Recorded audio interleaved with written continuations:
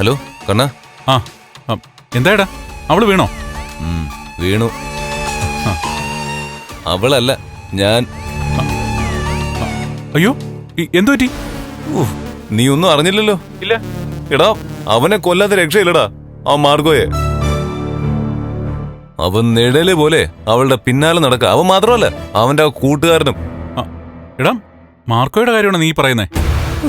അതെ എടാ, അവൻ എന്നെ തല്ലി ചതച്ചു കളഞ്ഞടാ. ഇപ്പോ അച്ഛന്റെ വീൽ ചെയറാ എന്റെ സഹായം. അച്ഛൻ ചെറുതായിട്ട് പിടിച്ച് നടക്കുന്നോണ്ട് ആ വീൽ ചെയർ എനിക്ക് ഗുണമായി. അയ്യോ, അത്രയ്ക്ക് തല്ലിയോ നിന്നെ അവൻ?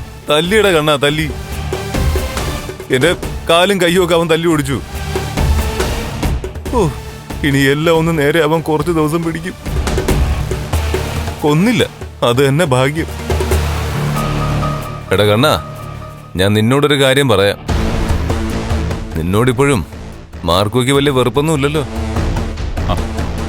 എടാ, മഹാലക്ഷ്മി എന്നെ വഞ്ചിച്ച ശേഷം ഞാൻ അവനെ ഒന്നും വിളിച്ചിട്ടില്ല. എന്നാ വിളിക്കണം.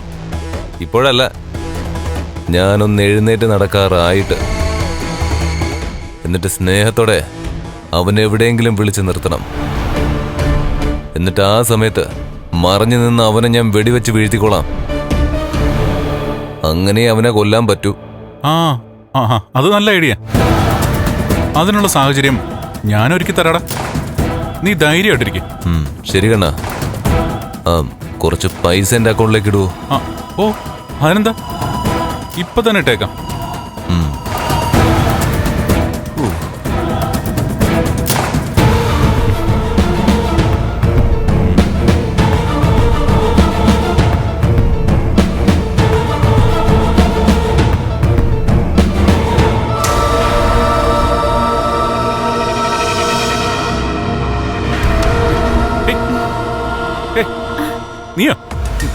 നീ എന്താ ചെയ്യുന്നേ?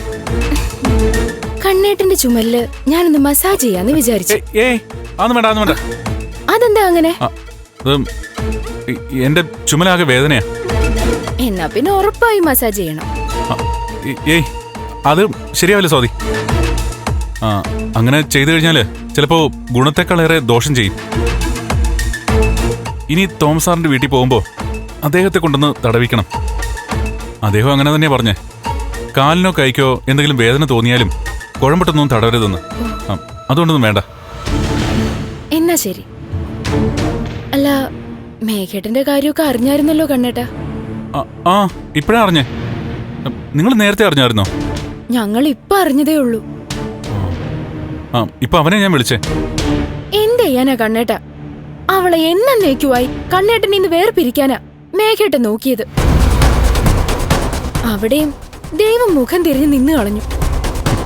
ദൈവം മാത്രമല്ലടി, ഞാനും മുഖം തിരിഞ്ഞ് തന്നെയാ നിൽക്കുന്നേ.